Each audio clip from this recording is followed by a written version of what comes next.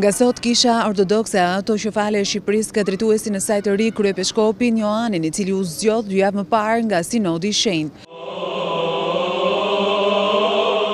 Në fjalën e tij të parë si kryepiskop, Joan Pelushi veçoi nevojën për vazhdimin e forcimit të besimit dhe unitetit të Kishës. Forcimi i unitetit brenda Kishës është një nevojë e domosdoshme për të realizuar qëllimin e saj.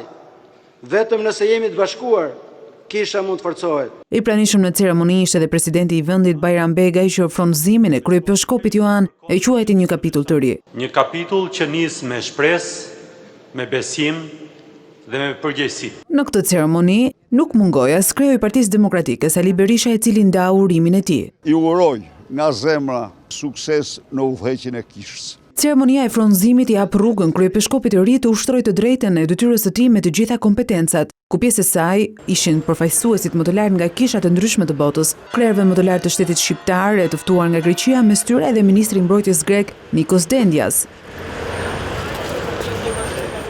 Kryepiskopi Joan ka lindur në Tiranë në vitin 1956 dhe ka ndjekur studimet për teologji në Boston të SBA-s, në vend u rikthye më 1992 dhe ka një përvojë të gjatë në jetën teologjike dhe kulturore të Shqipërisë. Ne kemi detyrën për ta lulëzuar këtë vend.